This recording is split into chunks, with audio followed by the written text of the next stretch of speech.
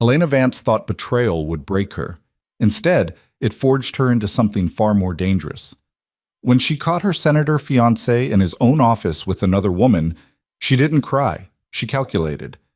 Her revenge led her straight into the arms of Dominic Moretti, the city's most feared underworld king, and what began as a single night of defiance became a marriage proposal that would shake the foundations of power itself. Some women dream of safety. Elena chose fire. If you want to see how far her rage takes her, stay until the end, hit that like button, and drop your city in the comments so I can see how far this story travels. The champagne reception glittered with the kind of manufactured elegance that made Elena's teeth ache. Crystal chandeliers cast fractured light across marble floors, and everywhere she looked, people wore their ambition like expensive cologne, suffocating and impossible to escape. She stood at the edge of the grand ballroom, champagne flute in hand, watching Adrian Cole work the room with the practiced ease of someone born to power. Her fiancé moved through the crowd like a shark through water, all polished smiles and firm handshakes, his silver tie catching the light as he leaned in close to whisper something that made a governor's wife laugh too loudly. Elena knew that laugh. She'd perfected it herself over the past 2 years. "You look stunning tonight, darling." The voice belonged to Margaret Ashford, one of Adrian's most devoted supporters. The older woman appeared at Elena's elbow with the stealth of a political operative, which, technically, she was. "Thank you, Margaret." Elena's smile didn't reach her eyes. It never did at these events. "That dress is absolutely perfect. Adrian must be so proud." The comment settled in Elena's stomach like a stone. Proud. As if she were a prize he'd won, something to display when useful and store away when not. He chose it himself, Elena said, because that was the truth. Adrian had sent it to her apartment 3 days ago with a note that read simply, "Wear this Saturday. Don't be late." She'd considered burning it. Instead, she'd put it on, zipped herself into the crimson silk, and become exactly what he wanted her to be, the perfect accessory to his ambition. How thoughtful! Margaret's hand pressed against her chest in exaggerated admiration. "You two are just perfect together, the perfect couple for his presidential run." Presidential. The word everyone whispered, but no one said directly, as if speaking it aloud might jinx Adrian's carefully orchestrated ascent to power. Elena took a long drink of champagne, letting the bubbles burn the back of her throat. 2 years. 2 years of standing beside Adrian Cole, smiling through fundraisers and charity galas, learning to become invisible whenever his important friends needed his undivided attention. 2 years of being molded and shaped into the ideal senator's wife.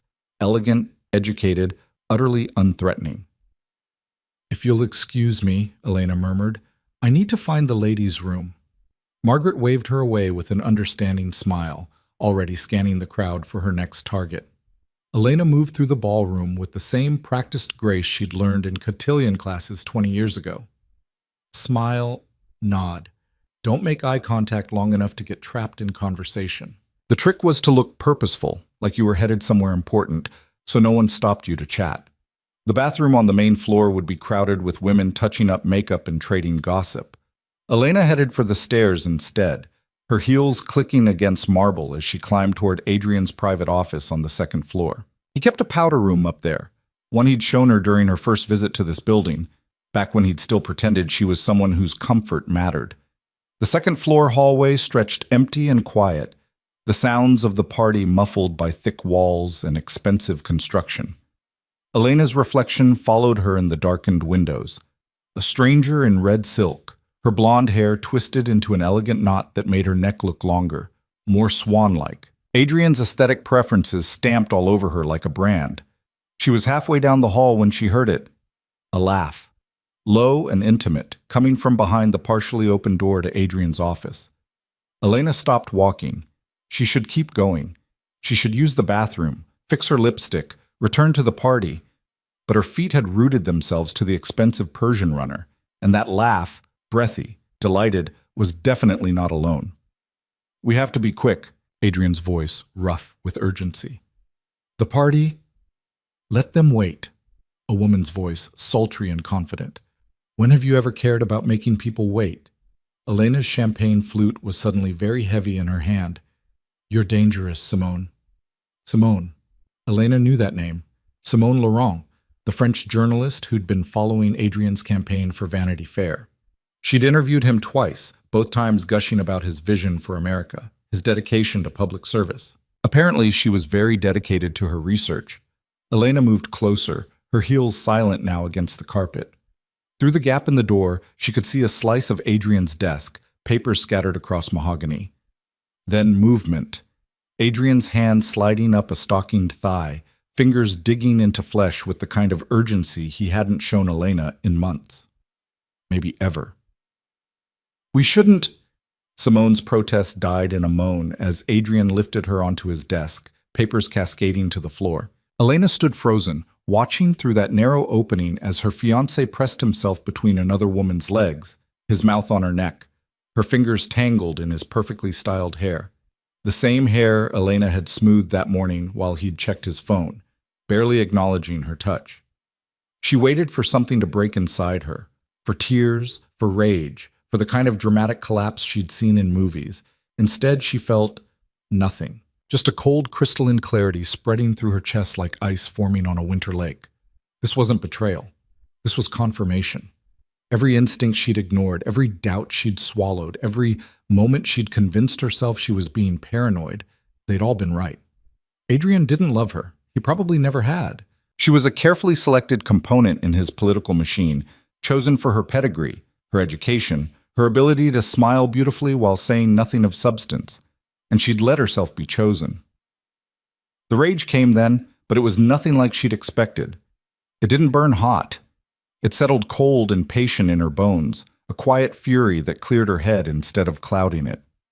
Elena turned away from the door. Her hand was steady as she set her champagne flute on a console table with barely a sound.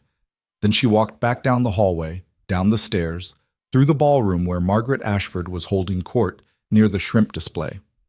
"Elena," Margaret called out. "There you are. Senator Bradshaw was just asking about your wedding plans." "It's off." Elena didn't stop walking. "I'm sorry?" "The wedding. It's off." She kept moving, ignoring the stunned silence spreading in her wake. Someone called her name. Multiple someones. But Elena pushed through the front doors and into the cool October night without looking back. The valet rushed forward with her ticket number already memorized. Within minutes, her car appeared, and Elena slid behind the wheel of the Mercedes Adrian had bought her last Christmas. A gift, he'd called it. An investment in the right image, more likely. She drove without destination, her hands steady on the wheel, her mind strangely quiet. The city blurred past in streaks of light and shadow, expensive storefronts giving way to modest neighborhoods, then to grittier streets where the Polish wore thin and reality showed through the cracks. Elena had lived in this city her entire life, but she'd only ever seen the sanitized version, the parts deemed acceptable for a senator's fiancé. Now driving with no particular direction, she watched the real city unfold. Bars with flickering neon signs, late-night diners where the tired and desperate grabbed coffee at midnight, streets where people actually lived instead of just networking. She pulled into a parking lot outside a place called Havoc. The sign was half burned out, reading HVOC in sputtering red letters. Music thumped from inside, bass-heavy and aggressive. Nothing like the string quartets at Adrian's fundraisers. Perfect. Elena checked her reflection in the rearview mirror. The woman staring back looked expensive and out of place, her makeup still flawless, her dress still perfect. She grabbed the diamond engagement ring from her left hand and tossed it into the cup holder without ceremony. The air inside Havoc hit her like a wall. Cigarette smoke, spilled beer, sweat, and something darker. The crowd was thick and loud, bodies pressed close in the dim lighting. No one noticed Elena slip inside. No one cared about the overdressed blonde navigating toward the bar. She ordered whiskey because wine felt too elegant, too much like the life she'd just walked away from. The bartender, a woman with sleeve tattoos and a septum piercing, poured 3 fingers without comment and slid the glass across scarred wood. Elena drank half of it in one swallow, welcoming the burn. "Rough night?" The voice came from her right, low, amused, touched with an accent she couldn't quite place. Elena turned to find a man watching her with dark eyes that missed nothing. He was younger than Adrian, maybe mid-30s, with black hair that looked like he'd been running his hands through it and a jaw that hadn't seen a razor in days. His suit was expensive but rumpled, the tie loosened, sleeves rolled to reveal forearms marked with scars and ink. He looked dangerous in a way that had nothing to do with politics and everything to do with actual violence. You could say that, Elena replied. Let me guess. He studied her like she was a puzzle worth solving. Charity gala gone wrong? Caught your husband with the coat check girl? Fiancé? And it was his office with a journalist. Ouch! He signaled the bartender for 2 more whiskeys. At least he has terrible taste in hiding places. He has terrible taste in everything. The words came easier than they should have, loosened by whiskey and rage and the strange anonymity of this place. Including me, apparently. The man's smile shifted into something sharper. I seriously doubt that. Elena took the fresh glass he slid toward her. You don't know me. No, but I know men like him. His eyes tracked her face, her dress, the way she held herself even now. Men who want beautiful things but don't have the balls to appreciate them properly. Is that your professional opinion? It's my experience. They drank in silence for a moment. The music shifted, something darker and more aggressive pulsing through the speakers. Elena felt it in her chest, in her bones, drowning out the careful control she'd spent 2 years perfecting. I'm Dominic, he said finally. Elena. Elena. He tasted her name like expensive wine. What brings you to a place like this, Elena, besides a shit fiancé and wounded pride? She should lie. She should make up something vague and safe, then finish her drink and leave. Instead, she met his eyes and told him the truth. I wanted to feel something real. Dominic's expression shifted, surprise followed by something darker and far more interesting. Careful what you wish for. I'm done being careful. Elena finished her whiskey and set the glass down hard enough to make a sound. Careful got me a fiancé who fucks other women in his office while I smile for his donors. Careful got me 2 years of becoming someone I don't even recognize. So what now? Dominic leaned closer, and Elena caught the scent of expensive cologne mixed with cigarette smoke. You planning to trash his car, max out his credit cards, post revenge porn? No. The word came out cold and final. I'm going to destroy him. The smile that crossed Dominic's face was pure predator. Now that sounds interesting. I'm serious. I know. He studied her with those dark, dangerous eyes. That's what makes it interesting. Elena should be afraid. This man, this place, everything about it screamed danger. But fear required caring about consequences, and she'd just burned every bridge that mattered. Adrian had made her into something decorative and disposable. Fine. She'd show him exactly what he'd thrown away. Dance with me, Dominic said. Not a question. I don't know how to dance to this. Good. Stop knowing how to do things the right way. He took her hand, pulling her off the bar stool before she could protest. Start doing them because you want to. The crowd swallowed them, bodies pressed close in the pulsing darkness. Elena had danced at 100 society events, waltzes, foxtrots, the kind of careful choreography where every step was predetermined. This was nothing like that. This was chaos, heat, the raw press of strangers moving to bass that vibrated in her chest. Dominic's hands found her waist, pulling her against him with none of Adrian's careful politeness. This close, she could see the silver scar cutting through his left eyebrow, the way his pupils dilated as he looked at her. You're not what I expected, he said against her ear, loud enough to be heard over the music. What did you expect? Someone who'd run screaming by now. Elena tilted her head back to meet his eyes. Maybe I'm tired of running. His grip tightened. Careful, Elena. You're playing with fire. Good. She pressed closer, feeling the solid warmth of him, the danger coiled beneath expensive fabric. I want to burn. The kiss happened like an inevitability, his mouth on hers, rough and demanding, tasting like whiskey and cigarettes, and absolutely nothing like Adrian's careful, calculated affection. Elena kissed him back with 2 years of suppressed rage, her fingers digging into his shoulders, his hair, not caring who saw or what it meant. This was real. This was feeling something besides numb acceptance. When they broke apart, Dominic's eyes were black with want. My place isn't far. Elena knew what he was offering, knew exactly where this led. The smart thing would be to thank him for the drink, go home, process her emotions like a rational adult. Instead, she said, "Let's go." Dominic's apartment was nothing like she'd expected. Elena had pictured something dark and gritty to match the bar, but instead she found herself in a converted loft with exposed brick walls, floor-to-ceiling windows overlooking the city, and furniture that looked both expensive and well-used. "Not what you imagined?" Dominic asked, shrugging out of his jacket. "No. People rarely are." He moved to a bar cart, poured 2 glasses of something amber. "Last chance to run, Elena. Walk out that door, go back to your safe life. Pretend tonight never happened." Elena took the glass he offered. "What makes you think my life was safe?" "Everything about you screams it. The dress, the accent, the way you hold yourself like someone who's never had to fight for anything." He moved closer, backing her against the windows. "You're a society princess slumming it for a night. Tomorrow you'll wake up, realize this was a mistake, and go running back to your senator." "He's not—" Elena stopped. "You know who he is." Dominic's smile was all edges. "Everyone knows Adrian Cole, golden boy senator with presidential ambitions and a talent for looking clean while playing dirty." "Then you know why I can't go back." "Oh, I know why you think you can't go back." His hand came up to cup her jaw, thumb brushing her lower lip. "But thinking and doing are very different things. When the shock wears off, when reality sets in, you'll remember all the reasons you said yes to him in the first place." "You don't know me." "No, but I know people." His eyes held hers, searching for something. "I know the ones who talk about burning it all down versus the ones who actually light the match."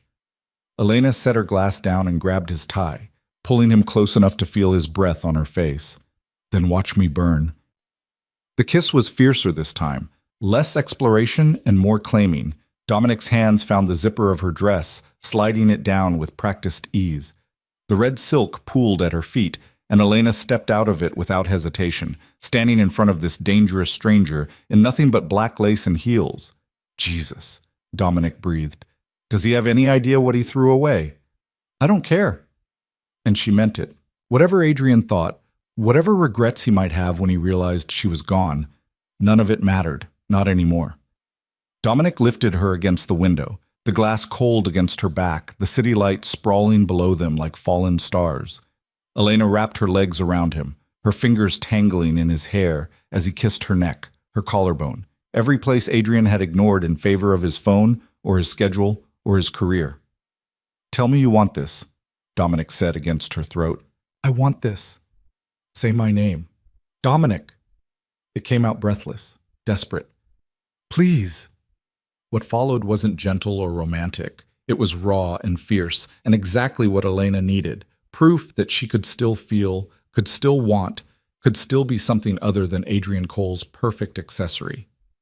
Dominic touched her like she mattered, like she was worth the attention, and when she finally shattered in his arms, it felt like breaking free of a cage she hadn't known she was in. After, they lay tangled in his bed, the city lights painting patterns across bare skin. Elena stared at the ceiling, her body pleasantly sore, her mind strangely quiet. "Regrets?"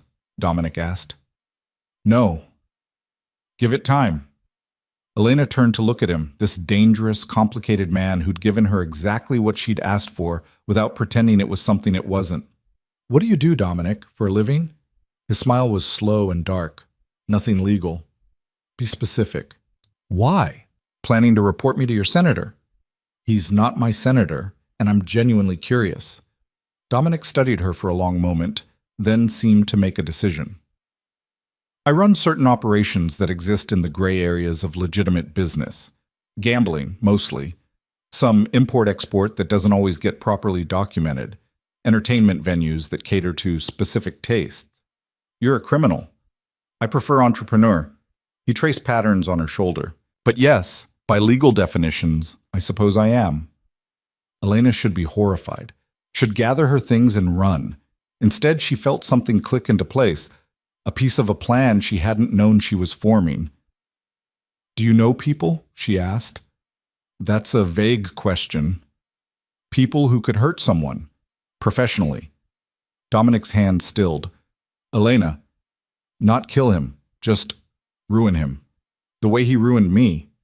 She sat up, meeting his eyes with cold certainty. Adrian Cole built his entire career on his image. The perfect senator, the perfect future president. What would happen if that image shattered? If people saw what he really is? You want revenge. I want justice. There's no difference between the two, just marketing. Dominic sat up beside her, his expression serious now. You're talking about destroying a powerful man's career. That doesn't happen quietly. There will be consequences. I'm aware. Are you? Because right now you're angry and hurt, and looking for a way to make him feel what you're feeling. But this isn't some romantic comedy where you slash his tires and feel better. This is real, dangerous, the kind of thing that follows you. Elena held his gaze. Good. Something shifted in Dominic's expression. Respect, maybe, or recognition. You really mean it. Every word. He was quiet for a long moment, then nodded slowly. Okay, but not tonight. Tonight you sleep.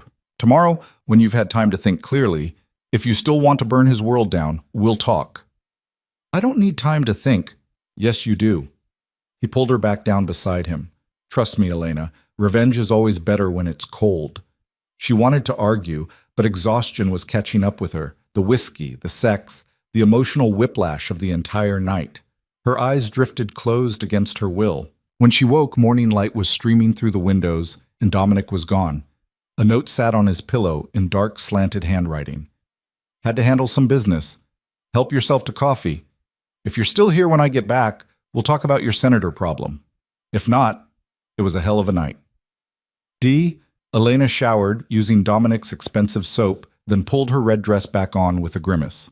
The club clothes felt ridiculous in daylight, but she had nothing else. Her phone, when she finally checked it, showed 47 missed calls and over 100 texts. Most were from Adrian. She didn't read them. Instead, she made coffee in Dominic's pristine kitchen and waited. He returned 2 hours later looking tired, but unsurprised to find her still there. So, he said, dropping his keys on the counter, you stayed. I told you, I want him destroyed. Dominic poured himself coffee, studying her over the rim of his cup. Adrian Cole has powerful friends, political connections, money. Taking him down won't be easy or quick. I don't care. You should. He set the cup down with a decisive click. Because the only way to hurt someone like him is to become someone he can't ignore. Someone with more power, more connections, more resources than he has. I don't have any of those things. No. Dominic's smile was sharp as a blade. But I do. Elena's heart kicked hard against her ribs. What are you saying? I'm saying I can help you destroy Adrian Cole, but it won't be simple and it won't be free. What's the price? Dominic moved closer, his dark eyes holding hers with uncomfortable intensity. That depends on how far you're willing to go. All the way. Careful, Elena. You don't know what you're promising. Then tell me. She straightened, meeting his challenge head on. What do you want? He was quiet for a long moment, then said, Let me think about it. This isn't a decision to make quickly. It wasn't the answer she wanted, but Elena could see the calculation in his eyes. Whatever Dominic was planning, it was bigger than a simple revenge scheme. I should go, she said finally. I need to figure out where I'm staying. My apartment is in Adrian's building. Stay here. I can't. You can. Dominic cut her off. Consider it part of the deal. You want my help? First step is getting you somewhere Adrian can't reach you. It made sense, even if it felt dangerous in a completely different way. Just until I find something permanent. Sure. His smile suggested he knew exactly how temporary would be. Whatever you need. Elena gathered her things, hyper-aware of Dominic watching her every move. This was insane. She'd spent one night with a self-admitted criminal, and now she was moving into his apartment and plotting revenge against one of the state's most powerful politicians. But the alternative was going back, apologizing, becoming invisible again. I'll need clothes, she said. We'll handle it. And I should probably tell my family something. Not yet. Dominic's voice went hard. The fewer people who know where you are, the better. Adrian will come looking. He won't want his perfect fiancé airing his dirty laundry. He was right, of course. Adrian's first move would be damage control. He'd try to spin this, make it her fault somehow, or convince her it was all a misunderstanding. The thought made her blood boil. "When do we start?" Elena asked. Dominic's smile was pure predator. "We already have." To Bez. 3 days passed in strange suspension. Elena existed in Dominic's loft like a ghost, wearing his shirts and avoiding her phone. The calls from Adrian had slowed to a trickle, replaced by increasingly desperate messages from her mother, her sister, even Adrian's chief of staff. She ignored them all. Dominic came and went on mysterious business, never explaining, never asking if she'd changed her mind. He brought her clothes, expensive things in her exact size that made her wonder just how much he knew about her. They ate takeout and talked about everything except revenge and Adrian Cole. It felt like holding her breath. On the fourth morning, Dominic appeared in the kitchen where Elena was nursing coffee and watching the city wake up. "I have a proposal," he said without preamble. Elena set down her cup. "I'm listening." Adrian Cole's power comes from his image. The devoted public servant, the future president, the perfect partner. Break that image, and you break him. I'm aware. But breaking an image requires leverage, proof, evidence that can't be denied or spun. Dominic moved closer. "I have people working on gathering that evidence. Financial irregularities, campaign finance violations, affairs he thought were buried deep enough to stay hidden. How long will that take? Months, maybe." He's been careful. Dominic's expression shifted to something harder. "But there's a faster way." "What?" "Marry me." Elena stared at him, certain she'd misheard. "What?" "Marry me," Dominic repeated, perfectly calm. "Publicly, spectacularly. Make it impossible for Adrian to spin your disappearance as anything other than what it is. His perfect fiancé choosing his complete opposite." "You're insane." "Probably." He didn't look bothered by the accusation. "But think about it. You walk into the city's biggest social event on my arm, wearing my ring, and announce your engagement to the man every politician in this city fears. What does that do to Adrian's image?" Elena's mind raced. "It destroys it, makes him look weak, cuckolded by a criminal." "Exactly." Dominic's smile was sharp. "And once you're under my protection, he can't touch you, can't threaten you, can't make you disappear quietly. You become untouchable." "Why would you do this?" Elena searched his face for deception. "What do you get out of it?" "Honestly?" Dominic shrugged. "It pisses off Adrian Cole, which amuses me. And having someone like you, educated, connected, legitimate, as my wife opens doors even money can't buy. So I'm useful to you. We're useful to each other. That's how the best partnerships work." Elena wanted to argue, but the logic was sound.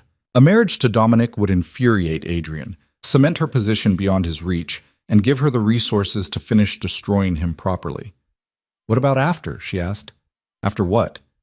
"After Adrian is destroyed. After we've both gotten what we want from this arrangement." Dominic's expression softened slightly. "Then we figure it out, together? Or not? This doesn't have to be forever, Elena. Just long enough to give you the life you actually want instead of the one he tried to force you into." It was the most honest proposal she'd ever received. No false promises of love, no romantic delusions. Just a straightforward business arrangement wrapped in revenge and mutual benefit. Elena thought about Adrian, about the way he'd looked at Simone Laurent with more passion than he'd ever shown her. Thought about 2 years of making herself smaller, quieter, more acceptable. "Okay," she heard herself say. "Let's do it." Dominic's smile could have lit fires. "Then let's give this city something to talk about." The ring arrived 2 days later in a black velvet box that probably cost more than Elena's first car. She opened it to find a diamond so large it looked almost obscene. Emerald cut, flawless, set in platinum with smaller stones trailing down the band like frozen tears. "Subtle," she said, holding it up to the light. Dominic looked up from his laptop, unconcerned. "It needs to be visible from across a room. That's the point. Most engagement rings don't double as weapons." "Most engagements aren't declarations of war." He went back to typing. "Try it on." Elena slid the ring onto her finger, surprised when it fit perfectly. The weight of it felt foreign. Nothing like the delicate solitaire Adrian had given her in a restaurant surrounded by people with cameras. That proposal had been a performance, every moment choreographed for maximum publicity. This felt more honest in its dishonesty.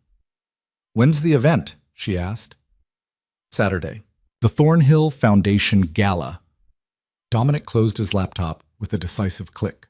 Black tie, 500 guests, every important name in the city. Adrian will be there. He's on the board. Of course he was. Adrian collected board positions like other people collected stamps. That's 3 days away. Plenty of time. Dominic stood, moving to the bar cart. "We'll need to get you fitted for a dress. Something that makes a statement." "I have dresses." "You have Adrian's dresses." Clothes he chose to make you look the way he wanted. He poured 2 glasses of scotch, handed her one. "We're burning that version of you, remember?" Elena took a drink, the liquor smooth and expensive. Everything in Dominic's world seemed to operate on 2 levels, the surface appearance of legitimacy and the darker truth underneath. "What kind of statement are we making?" "That you're not his anymore. That you never really were." Dominic's eyes held hers over the rim of his glass. "That you've chosen something dangerous over something safe, and you're not apologizing for it." The thought sent a thrill through her that had nothing to do with the scotch. "My mother is going to have a stroke." "Probably. Can you live with that?" Elena thought about her mother, Catherine Vance, who'd spent 30 years perfecting the art of social climbing, who'd practically thrown Elena at Adrian the moment he'd shown interest. Her mother would see this engagement as the ultimate betrayal, a rejection of everything she'd taught Elena to value. "Yes," Elena said, "I can live with that." Dominic's smile was approving. "Good, because there's no halfway with this. Once we walk into that gala together, there's no taking it back." "I know. Do you?" He set down his glass and moved closer. "Because right now, you're angry, hurt, running on rage and wounded pride. But that gala is going to be brutal. People will stare. They'll whisper. Your mother will probably cause a scene, and Adrian will do everything in his power to make you look unstable. Let him try. He will. And he'll be convincing." Dominic's hand came up to cup her jaw, his thumb brushing her cheekbone. "You need to be ready for that. Ready to stand there and smile while he tells everyone you've had a breakdown, that you're not thinking clearly, that this is all some cry for attention." Elena pulled back, anger flaring hot in her chest. "I'm not some fragile thing that's going to shatter the first time someone's mean to me." "I didn't say you were, but there's a difference between knowing something will happen and actually living through it." His expression softened slightly. "I've seen people talk themselves into revolutions and then crumble the moment real consequences arrive. I need to know you won't." "How am I supposed to prove that?" "You can't, not until it happens." Dominic retrieved his glass, swirling the scotch contemplatively. "But you can prepare. Know what he's going to say, how he's going to play it. Be ready with your own narrative." Elena's mind was already working, cataloging Adrian's likely moves. He'd play the concerned fiancé, worried about her mental state, paint her as unstable, emotional, making rash decisions in the wake of a misunderstanding. He might even claim she'd caught him in an innocent conversation with Simone, that she'd blown everything out of proportion. "He'll try to make me look crazy," she said slowly, "without question. So I need to look anything but calm, collected, completely in control of my choices." "Exactly." Dominic's approval was evident. "And you need to make it clear that this isn't a rebound or a breakdown. You chose me, deliberately, with full knowledge of who and what I am." The implications settled over her like a heavy coat. "You want me to own it, not just the engagement, but everything that comes with it. If you're going to burn bridges, burn them completely. Don't leave anything he can use to pull you back." Elena finished her scotch, the burn grounding her. "Then we'd better make sure I look the part." The next morning, a woman named Simone, no relation to the journalist, Dominic assured her with dark amusement, arrived at the loft with enough clothing to outfit a small army. She was tiny and terrifying, with silver hair cut sharp as a blade and eyes that missed nothing. "So," Simone said, circling Elena like a predator assessing prey, "you're the one making Dominic do something interesting for once." "I wouldn't say I'm making him do anything." "No? Then you're more foolish than you look." Simone gestured impatiently. "Strip. I need to see what we're working with." Elena hesitated, then remembered that modesty was another thing she was supposed to be burning. She stripped down to her underwear, ignoring the way Simone's critical gaze catalogued every inch. Good bones. Decent muscle tone. Skin could use some sun, but we can work with pale. Simone pulled out a measuring tape. What did the senator have you wearing? Let me guess. Pastels, modest necklines, nothing too attention-grabbing? How did you eat? Because men like that are all the same. They want accessories, not partners. Simone took measurements with efficient precision. Arms up. We're going in the complete opposite direction. Bold colors, dangerous cuts, nothing safe or forgettable. Over the next 3 hours, Elena was transformed into someone she barely recognized. Simone brought out dress after dress, each more dramatic than the last, until they settled on something that made Elena's breath catch. The gown was the color of fresh blood, a red so deep it was almost black in certain light. The neckline plunged to her sternum, held in place by what seemed like architectural magic and sheer audacity. The back was non-existent, the fabric not beginning again until the base of her spine. It clung to every curve before pooling at her feet in dangerous elegance. I can't wear this, Elena said, staring at her reflection. Why not?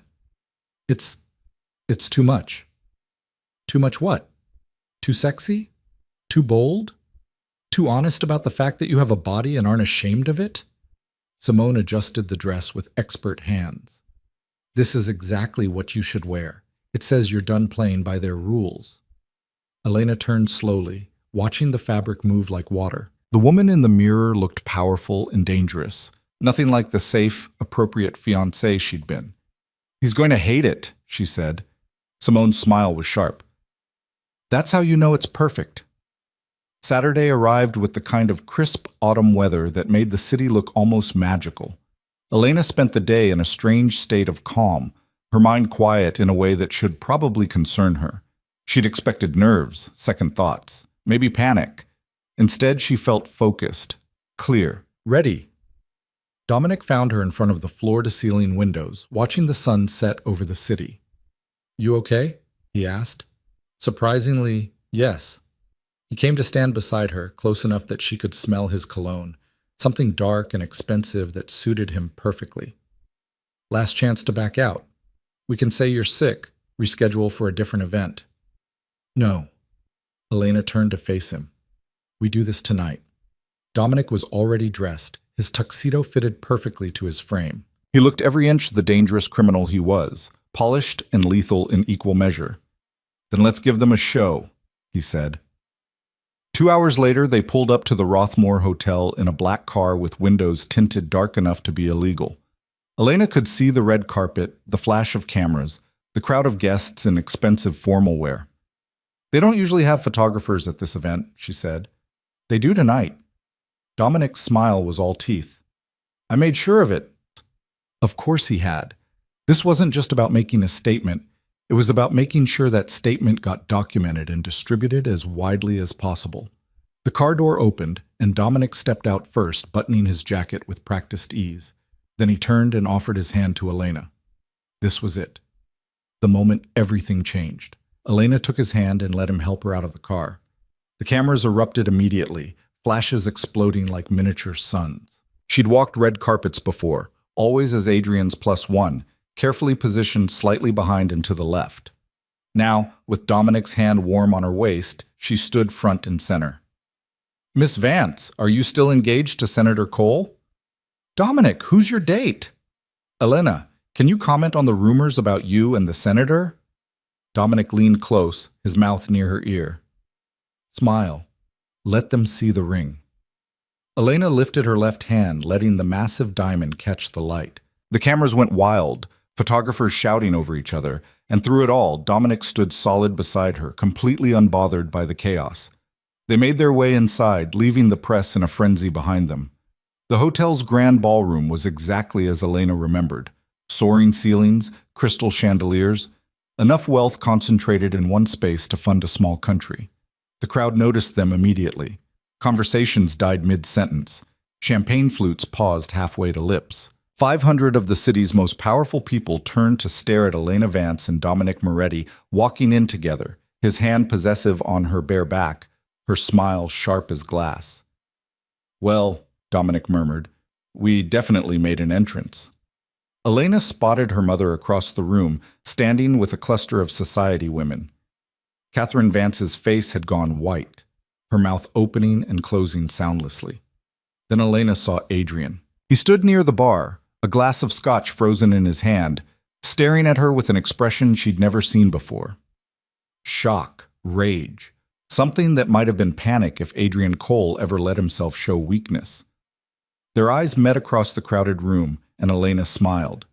Adrian moved toward them with the purposeful stride of a man used to getting his way. People stepped aside automatically, creating a path.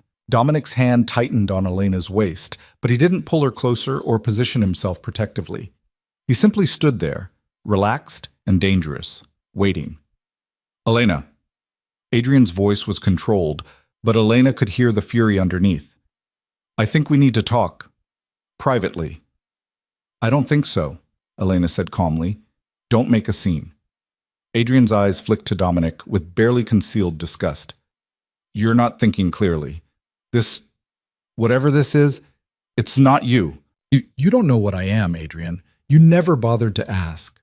I know you're upset about what you think you saw. What I think I saw. Elena's laugh was cold and sharp. I saw you fucking another woman on your desk while I stood outside your office. There's no think about it. Several nearby conversations stopped dead. Adrian's jaw clenched. You're causing a scene over a misunderstanding. The only thing I misunderstood was thinking you gave a damn about me as anything other than a political prop. Elena held up her left hand, letting the diamond catch the light. But I'm done being decorative. I found someone who actually appreciates what I bring to the table. Adrian's gaze finally focused fully on Dominic. You. I know who you are. What you are. I'd be disappointed if you didn't, Dominic said pleasantly. You're a criminal, a thug in an expensive suit. And you're a politician who fucks journalists in his office while his fiancé smiles for your donors. We all have our flaws. Adrian's face flushed red. Elena, you can't possibly be serious about this, about him. He's dangerous. I know exactly what he is.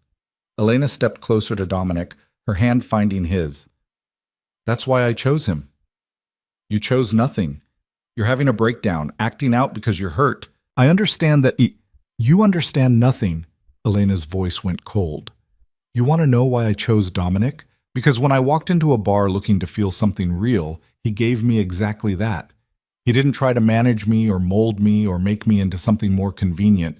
He saw who I actually am and decided that was enough. Elena. Her mother's voice cut through the tension. Catherine Vance appeared at Adrian's elbow, her face pale, but her eyes sharp with fury. What on earth are you doing? Making my own choices for once. With him. Catherine's gaze raked over Dominic with undisguised contempt. Everyone knows what he is, the things he's involved in. This is social suicide, Elena. You'll be ruined. Funny. Elena felt something like freedom expanding in her chest. I don't feel ruined. I feel like I just woke up. You feel like you're having a mental breakdown, Adrian cut in, his voice taking on the reasonable, concerned tone he used with difficult constituents. And that's understandable. The stress of the wedding planning, the pressure of the campaign, it's a lot. But this isn't the answer. Come home with me. We'll talk this through, get you some help. I don't need help, Adrian. I need you to understand that I'm done. Elena pulled the small velvet box from her clutch, the one containing Adrian's ring, the delicate solitaire she'd worn for 2 years. She held it out to him. This was never mine. It was yours. Part of your image, your plan, your perfect political package. I'm returning it. Adrian didn't take the box. You're making a mistake. The only mistake I made was saying yes to you in the first place. Elena set the box on a nearby table. Goodbye, Adrian. She turned to leave, Dominic moving with her in perfect synchronization. They'd made it maybe 10 steps when Adrian's voice rang out, loud enough to carry across the ballroom. You'll regret this, Elena. When his criminal empire comes crashing down and you're left with nothing, don't come crawling back to me. Elena stopped, turned, met Adrian's eyes with cold certainty. I'd rather have nothing with him than everything with you. The silence that followed was deafening. Then Dominic's hand found the small of her back, guiding her toward the exit, and Elena walked out of that ballroom without looking back. They made it to the car before Elena started shaking, not from fear or regret, from adrenaline, from the sheer overwhelming rush of actually doing what she'd fantasized about for days. "That went well," Dominic said, his tone dry. Elena laughed, the sound slightly hysterical. "I just publicly humiliated a senator in front of half the city's power players." You did. It was beautiful. My mother looked like she wanted to murder me. Also beautiful. Dominic pulled out his phone, scrolling through what looked like a news feed. And we're already trending. Senator Cole's fiancé engaged to crime boss Dominic Moretti. The photos are spectacular. He showed her the screen. There they were, frozen in digital amber. Elena in her blood-red gown, Dominic's hand on her waist, both of them looking powerful and dangerous, and completely unrepentant. "We look good together," Elena said, surprised by the truth of it. "We do." Dominic pocketed his phone. "Think you can handle what comes next?" "What comes next?" "The fallout. Adrian will retaliate. Your mother will probably disown you. Your friends, if you had any real ones, will choose sides, and most of them won't choose yours." Elena thought about her life before tonight. The carefully curated friendships with other political wives and socialites, relationships based on proximity and usefulness rather than genuine connection. She'd given up her college friends when she'd started dating Adrian, let those bonds atrophy in favor of the right social circle. "I don't think I have anything left to lose," she said. "Everyone has something to lose. The question is whether you're willing to lose it." The car pulled up to Dominic's building. They rode the elevator in silence, the adrenaline slowly draining from Elena's system, replaced by a bone-deep exhaustion. Inside the loft, she kicked off her heels and collapsed onto the couch, her dress pooling around her like blood. "You did good tonight," Dominic said, pouring them both whiskey. "I didn't cry or scream or make it easy for Adrian to paint me as unstable." "That too." He handed her a glass. "But I meant you stood your ground.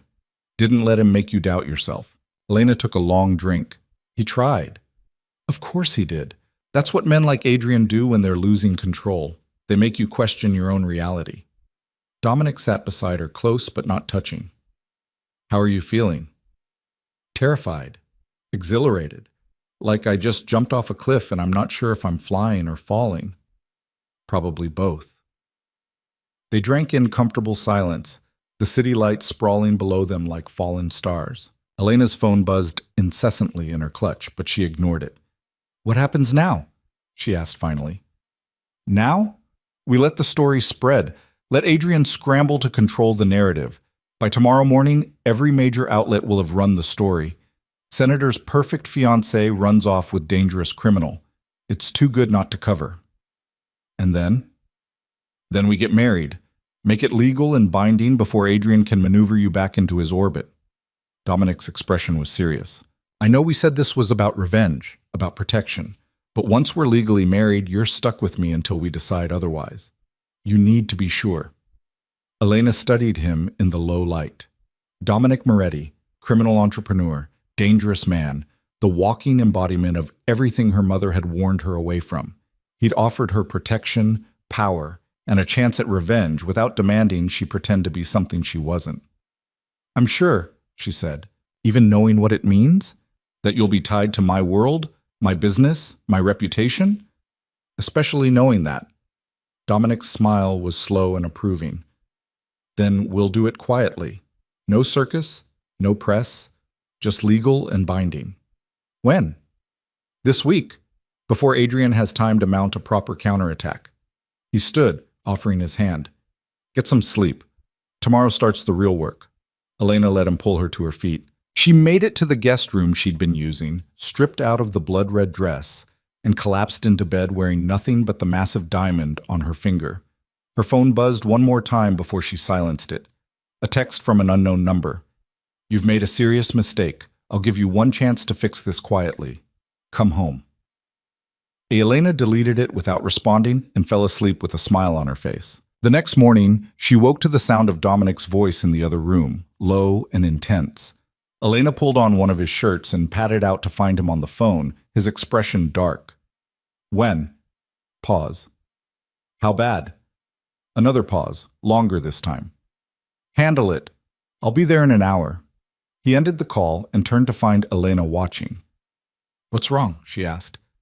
Adrian's moving faster than I expected. Dominic's jaw was tight. He filed paperwork this morning to freeze your family's assets, claims you're mentally unstable and making decisions under duress. He's going after your father's company. The words hit Elena like ice water. He can't do that. He can if he has the right judge, the right connections, and Adrian has both. Dominic moved toward her, his hands gentle on her shoulders. This is what I meant about consequences. He's going to hurt everyone close to you until you come back. Elena's mind raced. Her father's company, Vance Industries, a mid-sized manufacturing firm, was the family legacy. Her father had built it from nothing, and it was supposed to pass to her brother eventually. Adrian knew exactly where to strike to cause maximum pain. What can we do? Legally? Not much. Adrian's playing within the system, using technicalities and political favors. Dominic's expression hardened. But legally isn't the only option. What are you suggesting? I'm suggesting that Adrian Cole has vulnerabilities too. Financial ones. Business partners who wouldn't appreciate scrutiny. Campaign donors with interesting tax situations. His hands tightened slightly. I can make problems for him. Big ones. But it won't be subtle, and it might get ugly. Elena thought about her father, about the company he'd spent 40 years building, about her mother's fury, her brother's confusion. Adrian was willing to destroy all of it just to force her back into line. Do it, she said. Elena, do it. Whatever you need to do to protect my family and destroy Adrian Cole's career, do it. She met his eyes with cold fury. He wants to play dirty? Fine. Let's show him what dirty really looks like. Dominic searched her face for doubt, for hesitation. When he found none, he nodded slowly. Okay, but this is the point of no return. Once I start this, there's no going back to your old life. No reconciliation, no compromise. You'll be mine, and he'll know it. Good, Elena said, because I'm done being his anything. Dominic made 3 phone calls while Elena watched the city wake up from behind his windows. She couldn't hear the specifics, but she caught fragments, numbers, names, threats delivered in a tone so casual they sounded like business negotiations, which, she supposed, they were. It's done, he said, pocketing his phone.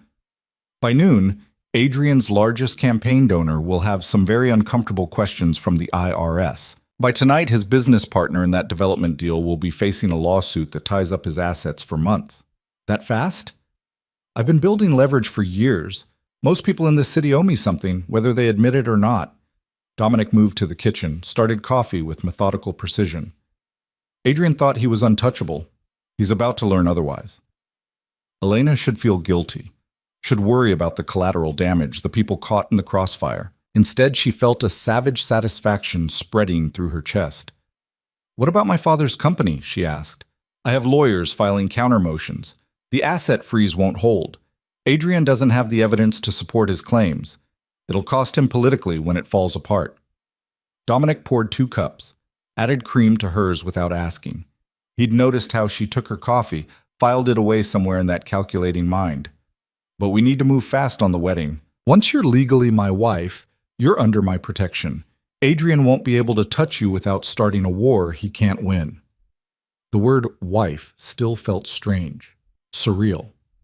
Elena had spent 2 years imagining herself as Adrian's wife, planning a wedding that would be photographed for society pages and discussed in political circles. This was nothing like that fantasy. This was survival dressed up as matrimony. When? She asked. Tomorrow. I have a judge who owes me favors. Dominic's expression was unreadable. Unless you need more time. Elena thought about Adrian, about the way he'd looked at her last night, like property that had wandered off and needed to be retrieved. Thought about her mother's horror, her father's company hanging in the balance, the life she'd carefully built crumbling like sand. No, she said. Tomorrow is perfect. The rest of the day passed in a blur of logistics. Dominic disappeared for hours, returning with a marriage license and a dress bag he hung in her room without explanation.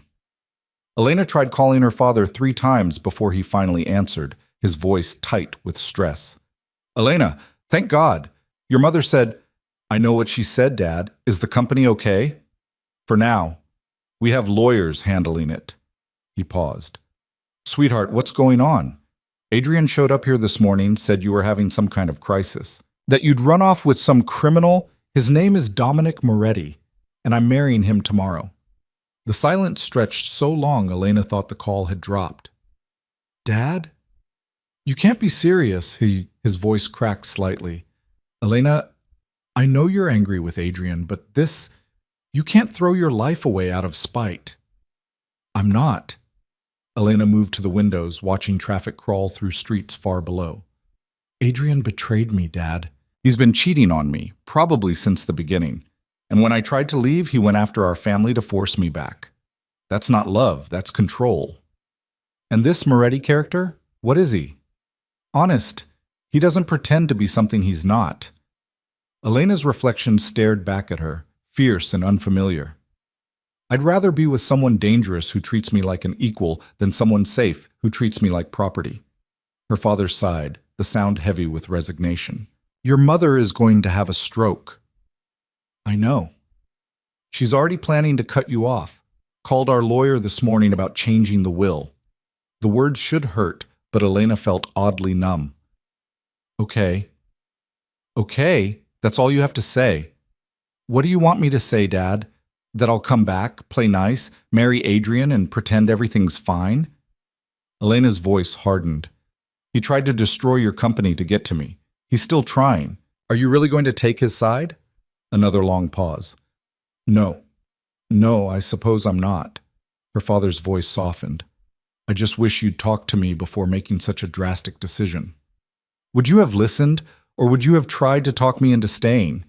The lack of response was answer enough. I'm getting married tomorrow, Elena said quietly. You don't have to come. I understand if you can't, but I need you to know I'm choosing this. Not because I'm broken or having a breakdown or trying to hurt anyone, because it's what I want. Elena, I have to go, Dad. I love you. She ended the call before he could respond, before the cracks in her resolve could widen into something dangerous. Dominic found her an hour later, still standing at the window, her phone dark in her hand. How'd it go? He asked. About as expected. Elena set her phone on the table, watched it light up with her mother's fifth call. My mother's cutting me off. My father thinks I'm making a mistake. Adrian's probably planning his next move. Are you having second thoughts? No. The certainty surprised her. But I am scared. Good. Fear means you're taking this seriously. Dominic moved to stand beside her. Marriage to me isn't going to be easy, Elena. You'll be associated with everything I do, every decision I make. People will judge you, fear you. Some will try to use you to get to me. I know. Do you? Because right now this feels like an adventure, rebellion, but it's going to be your life. Every day, for however long this lasts.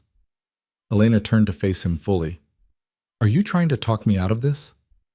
I'm making sure you understand what you're signing up for. His dark eyes held hers without flinching. Tomorrow, you become Mrs. Dominic Moretti. That's not just a name change. It's a complete identity shift. Everything you were before dies. Everything you'll be after belongs to this world. I'm already dead to my old world. My mother's disowning me. My friends won't return my calls. Adrian's making sure everyone knows I'm unstable, that this is all a breakdown. Elena stepped closer. At least in your world, people are honest about being dangerous. Something shifted in Dominic's expression. Respect, maybe, or recognition. You're tougher than you look. I've had to be. He reached out, tucked a strand of hair behind her ear with unexpected gentleness. Get some rest. Tomorrow's going to be a long day. Elena woke the next morning to find the dress bag hanging on her door. Inside was something simple and elegant, ivory silk that skimmed her body without clinging, a neckline that showed her collarbones, sleeves that ended at her elbows. Nothing like the elaborate confection she'd chosen for her wedding to Adrian. This dress was for a woman who knew exactly what she was doing. She did her own makeup, minimal, natural, nothing that looked like she was trying too hard. Left her hair down in loose waves. The massive engagement ring caught the light as she moved, a constant reminder of the choice she was making. Dominic was waiting in the living room, dressed in a dark suit that made him look both civilized and predatory. He studied her for a long moment, something unreadable crossing his face. "You look perfect," he said finally. "For a criminal's bride." "For my wife." The word sent a shiver through her that had nothing to do with fear. The courthouse was unremarkable. Gray stone, tired-looking staff, the kind of place where people came to handle life's bureaucratic necessities. No flowers, no music, no guests. Just Elena and Dominic, and a judge who looked like she'd done this particular ceremony 1,000 times and expected to do it 1,000 more. "Do you, Elena Catherine Vance, take Dominic Moretti to be your lawfully wedded husband?" Elena looked at Dominic, this dangerous man who'd offered her protection without demanding she change, power without requiring she diminish herself. His dark eyes met hers, steady and sure. "I do," she said. "And do you, Dominic Moretti, take Elena Catherine Vance to be your lawfully wedded wife?" "I do. By the power vested in me by the state, I now pronounce you husband and wife." The judge closed her book with a decisive snap. "You may kiss the bride." Dominic stepped forward, his hands cupping her face with surprising tenderness. The kiss was soft, almost careful, nothing like the fierce claiming in the bar that first night. When they broke apart, he rested his forehead against hers for just a moment. "Hello, Mrs. Moretti," he murmured. "Hello, husband." They signed papers in the judge's chambers, making it official. Elena Moretti. The name looked foreign on the marriage license, like it belonged to someone else entirely. Maybe it did. Maybe Elena Vance had died the night she'd walked out of Adrian's gala, and Elena Moretti was someone new, someone dangerous. "Congratulations," the judge said, though her tone suggested she'd seen too many marriages to invest much emotion in any single one. "You're all set." Outside, the world continued as if nothing had changed. Traffic moved, people walked past. The sun climbed higher in a clear sky. But everything felt different to Elena, sharper, more real, like she'd been living in soft focus, and someone had suddenly adjusted the lens. "How does it feel?" Dominic asked as they walked to the car. "Terrifying. Final." Elena looked down at her rings, the massive engagement diamond and now a simple platinum band beside it. "Legal. Having regrets? Ask me tomorrow." Dominic's laugh was low and genuine. "Fair enough." They went back to the loft. Their loft now, Elena supposed, though she still thought of it as Dominic's space. He poured champagne, and they drank it standing at the windows, watching the city sprawl below them like a kingdom they'd just conquered. "To bad decisions," Dominic said, raising his glass. "To necessary ones," Elena countered. They drank, and the champagne tasted like victory and surrender in equal measure. Elena's phone buzzed with a call from an unknown number. She almost ignored it, but something made her answer. "Hello?" "Elena." Adrian's voice cold and controlled. "We need to talk." "We have nothing to talk about." "You married him. Actually, married him." Adrian sounded incredulous, like he couldn't process the reality of her choice. "You've lost your mind." "No, I found it." Elena moved away from Dominic, giving herself space. "What do you want, Adrian?" "To give you one last chance. File for annulment. Come home. I'll forgive this entire mess, and we can move forward like none of it happened." The audacity took her breath away. "Forgive me? You're the one who cheated. A mistake. One I regret." His voice shifted to the reasonable, concerned tone he used in press conferences. "But you're blowing this out of proportion, Elena. You caught me in a weak moment with a colleague, and instead of discussing it like an adult, you ran off and married a criminal out of spite. You think I married Dominic to hurt you? Didn't you?" Elena looked at Dominic, who was watching her with dark eyes, making no move to interfere. "No. I married him because he sees me as a person instead of an accessory, because he offered me partnership instead of ownership, because I'd rather be with someone honest about being dangerous than someone who lies about being safe. He's using you, Elena, to get to me, to gain legitimacy, to have something beautiful to show off. He doesn't love you. Neither did you." The words came out flat and final.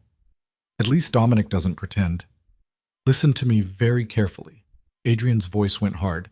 You think you've won something here, but you've just painted a target on your back. Dominic Moretti has enemies, real ones. People who will come after anyone he cares about. Is that really the life you want? Better than the one you offered. You're making a mistake you can't undo. Then I'll live with it. Goodbye, Adrian. She ended the call and immediately blocked the number. Her hands were shaking, but not from fear, from rage, from the sheer overwhelming realization that she'd actually done it, cut every tie, burned every bridge, chosen chaos over control. He tried to threaten you? Dominic asked. He tried to save me from my own bad decisions. Elena set her phone down hard enough to make a sound. He actually thought I'd come back. Part of him probably still does. Men like Adrian don't understand rejection. They see it as a negotiation tactic, not a real answer. He's going to retaliate. Without question. Dominic's expression darkened. The asset freeze was just the opening move. Now that you've actually married me, he'll escalate.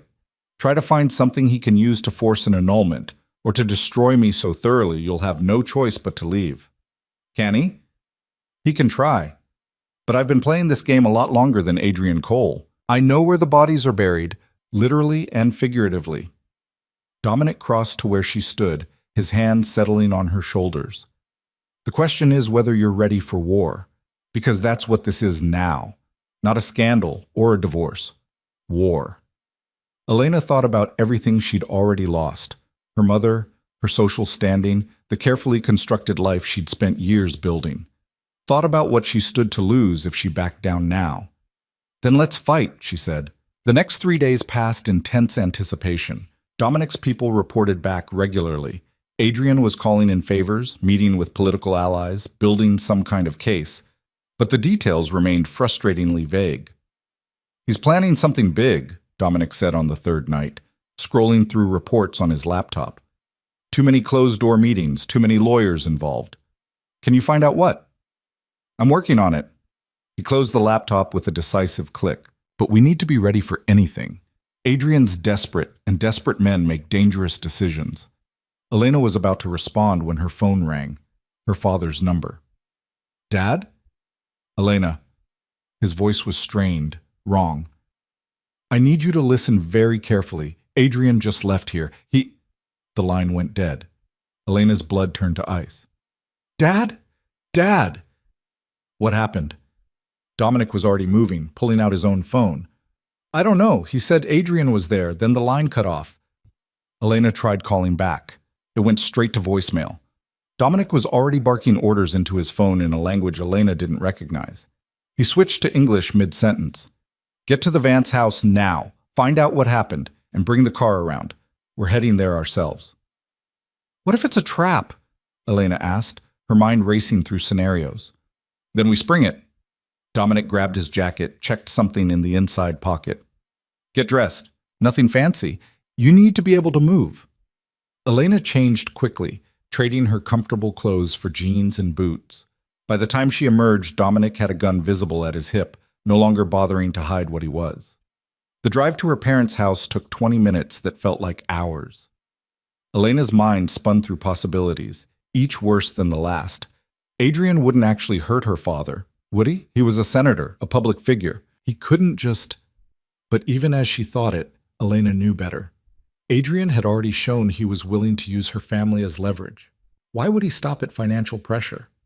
Her childhood home appeared through the trees, a sprawling colonial her parents had bought when her father's company first turned profitable. Every light was on, and 2 unfamiliar cars sat in the driveway. Stay behind me, Dominic said, his voice hard and controlled. If something goes wrong, you run. Don't argue, don't hesitate, run. Elena nodded, though she had no intention of leaving him. They approached the front door together. It was unlocked.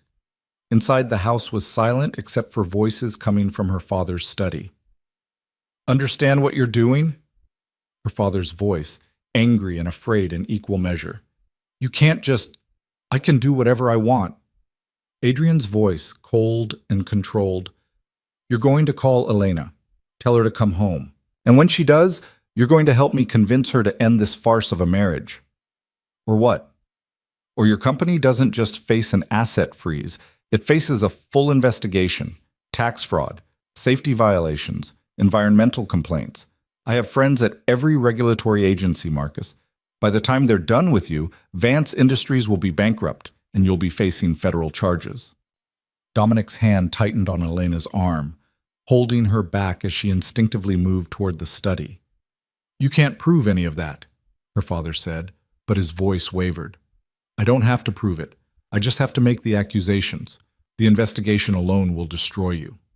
Adrian's tone shifted to something almost sympathetic. I don't want to do this, Marcus. I like you, respect you.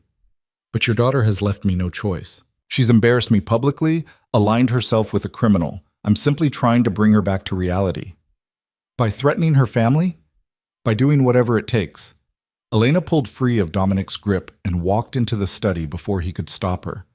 3 men turned to stare. Her father, Adrian, and a man she didn't recognize who had the look of private security. Elena. Adrian's smile was cold.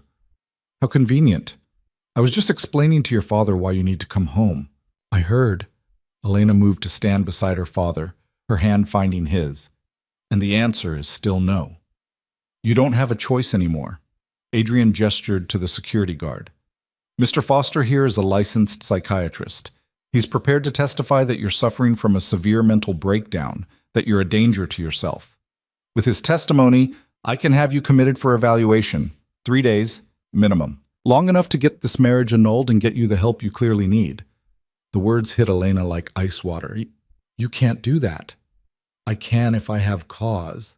And your recent behavior, running away from our engagement party, marrying a known criminal within days, cutting off all contact with your family, it all paints a picture of someone in crisis. Adrian's expression was almost pitying. I'm trying to help you, Elena, but you need to cooperate. She's not going anywhere with you. Dominic's voice came from the doorway, deadly calm. Adrian's eyes narrowed. This is a private conversation. Not anymore. Dominic moved into the room, and Elena saw the security guard's hand move toward his hip. I wouldn't, unless you want to find out how fast I can draw. The guard froze. Adrian's face flushed red. You're threatening me. In a witness's home with a psychiatrist present to document your violent behavior? I'm stating facts. Dominic's hand rested casually on his gun. Elena is my wife. She's not going anywhere without her consent. And if you try to force the issue, we're going to have a problem that your political connections won't solve. Marcus, Adrian turned to Elena's father. Are you really going to stand there and let this criminal threaten me in your own home? Elena's father looked between them. Adrian in his expensive suit playing the concerned ex-fiancé. Dominic with his gun and his scars. Elena caught in the middle. Get out, Marcus said quietly. Adrian blinked. What? I said get out. You and your psychiatrist and your threats. Marcus straightened, and Elena saw the man who'd built a company from nothing. You came into my home and threatened my family. I don't care how many senators you know or what favors you can call in. Get out. You're making a mistake. The only mistake I made was thinking you actually cared about my daughter. Marcus moved toward the door, forcing Adrian back. Leave, now, or I'll call the actual police and have you removed for trespassing. For a moment, Adrian looked like he might argue. Then his expression shuddered into something cold and controlled. Fine. But this isn't over, Elena. Not even close. He gestured to the psychiatrist, who'd remained silent through the entire exchange. Remember what I said, Marcus. Your company, your legacy, all of it hangs in the balance. One phone call and it all comes crashing down. He left, the security guard following. The psychiatrist lingered for a moment, studying Elena with professional interest. For what it's worth, he said quietly, you don't seem unstable to me, just angry. But anger can look a lot like madness to people who benefit from your compliance. Then he too was gone, leaving Elena standing between her father and her husband in the wreckage of her childhood home. Marcus Vance stared at the closed door for a long moment, his shoulders tight with tension that hadn't been there when Elena was growing up. He looked older suddenly, the lines around his eyes deeper, his jaw set in a way that made him look like he was bracing for impact. Dad, Elena started. Don't. He held up a hand. Just give me a minute. The silence stretched uncomfortable and heavy. Dominic remained by the doorway, his hand still resting casually on his gun, his eyes tracking every shadow, every sound from outside, always alert, always ready. "He's going to destroy the company," Marcus said finally, his voice rough. "Everything I built, 40 years of work, gone because my daughter chose the wrong man to piss off." The words hit harder than they should have. Elena had expected her mother's fury, her friend's judgment, but her father's resignation cut deeper. "I'm sorry," she said quietly. "Are you?" Marcus turned to face her, and his expression was complicated, anger and fear and something that might have been disappointment. "Because from where I'm standing, you made a choice knowing exactly what it would cost, not just you, but all of us. He was cheating on me, Dad, in his office, with a journalist who was supposed to be covering his campaign. I know, and I'm sorry that happened to you. I am." Marcus rubbed his face with both hands. "But running off and marrying a criminal? Elena, there were other options. You could have broken off the engagement quietly, moved away for a while, let the whole thing die down. And let him win?" Elena's voice went hard. "Let him spin it as me being unstable or unable to handle the pressure? Watch him replace me with someone else and continue his perfect political trajectory while I disappeared into obscurity?" "Yes," Marcus's voice rose. "Yes, exactly that. Because at least then my company would survive. My employees would keep their jobs. Your brother would have something to inherit besides debt and scandal." The words landed like physical blows. Elena had known there would be consequences, had even accepted them in abstract. But hearing her father spell them out, seeing the fear in his eyes, it made everything brutally real. "Mr. Vance," Dominic's voice cut through the tension, calm and controlled. "Adrian Cole doesn't have the reach you think he does. He's a senator with presidential ambitions. He has friends in every regulatory agency, and I have people in all the same places." Dominic moved into the room properly, his presence somehow making the large study feel smaller. Adrian's power comes from his image, his connections, his ability to call in favors.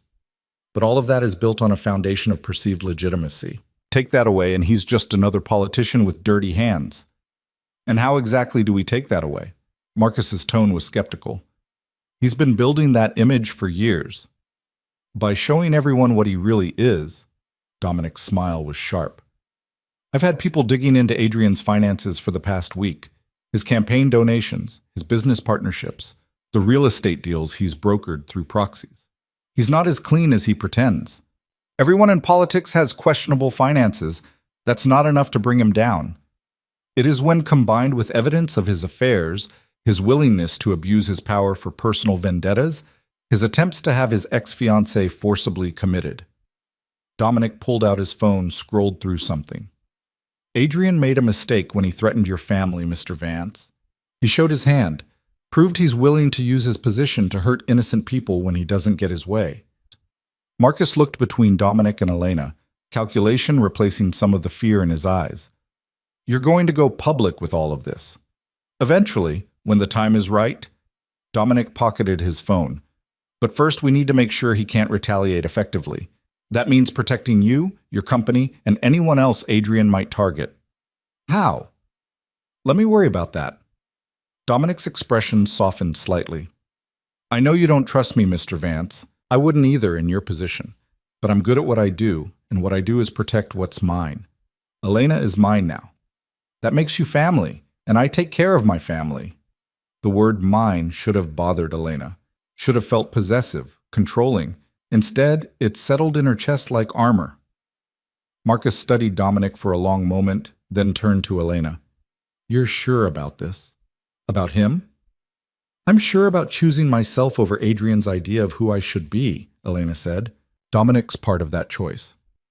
That's not exactly a ringing endorsement of your marriage. It's honest, which is more than I had with Adrian. Her father sighed, the sound heavy with resignation. Your mother is going to kill me for not fighting this harder. Mom made her choice. She can live with it. She's scared, Elena. For you, for all of us. Marcus moved toward his desk, suddenly looking exhausted. She handles fear badly, always has. Turns it into anger, into control. I know. Elena had lived with that dynamic her entire life. Her mother's need to manage every situation, to maintain perfect appearances regardless of the cost. But I can't live my life trying to make her feel safe, not anymore. Marcus nodded slowly, accepting, if not approving. What happens now? Now, Dominic checked his phone. Now we make sure Adrian can't pull another stunt like tonight. I'm posting security here at your office, anywhere Adrian might try to access. If he comes near you or your family again, we'll know about it. And then what? Then we finish this. Dominic's voice went cold. Adrian Cole wants a war? We'll give him one, but on our terms, not his. They left an hour later after Dominic's security team had arrived and swept the property. Elena kissed her father goodbye, feeling the tension in his shoulders, the way he held on to her just a moment longer than necessary. Be careful, he murmured against her hair. Whatever you think you're doing, whatever revenge you're planning, be careful. Men like Adrian don't go down quietly. Neither do men like Dominic. That's what I'm afraid of. In the car, Elena watched the city blur past, her mind replaying the confrontation. Adrian's cold certainty, her father's fear, the psychiatrist's knowing eyes. The whole thing had been a setup, a trap designed to make her look unstable, to give Adrian legal grounds to have her committed and the marriage annulled. He almost pulled it off, she said quietly. Dominic's hands tightened on the wheel. I know. If we'd been 5 minutes later, if my father had believed him. But we weren't, and he didn't. Dominic glanced at her. Adrian underestimated your father. Thought he could bully him the same way he bullied you. That was his mistake. He's going to try again. Without question. But next time we'll be ready. Dominic's jaw tightened. I should have anticipated this. Should have known he'd go after your family directly. How could you have known? Because it's what I would have done. The admission was flat, unapologetic. Find the pressure point, apply leverage, force compliance. It's strategy 101. Elena studied his profile in the dim light, the hard line of his jaw, the scar through his eyebrow, the way his eyes never stopped scanning their surroundings even while driving. You really are dangerous, aren't you? Yes. No hesitation, no softening. I've hurt people, Elena. Destroyed lives when it served my interest. Made choices that kept me awake at night. He glanced at her again. Does that scare you? It should. Elena knew it should. But sitting beside this man who'd offered her protection without demanding she become someone else, who'd stood between her and Adrian without hesitation, she found she wasn't afraid. No, she said. It makes me feel safe. Something shifted in Dominic's expression. Surprise, maybe, or relief. You're either very brave or very foolish. Maybe both. They drove in silence for a while, the city giving way to the waterfront district where Dominic's building stood like a monument to new money and old crimes. What's the next move? Elena asked as they pulled into the underground garage. We wait. Let Adrian make his next play while we gather ammunition. Dominic parked, killed the engine. My people are still digging into his finances, his associates, anyone he's ever done business with. Eventually, he'll slip up. They always do. And if he doesn't, then we make him. Dominic's smile was cold. I've been playing this game a long time, Elena. I know how to draw people out, make them show their hand. Adrian thinks he's untouchable. We're going to prove him wrong.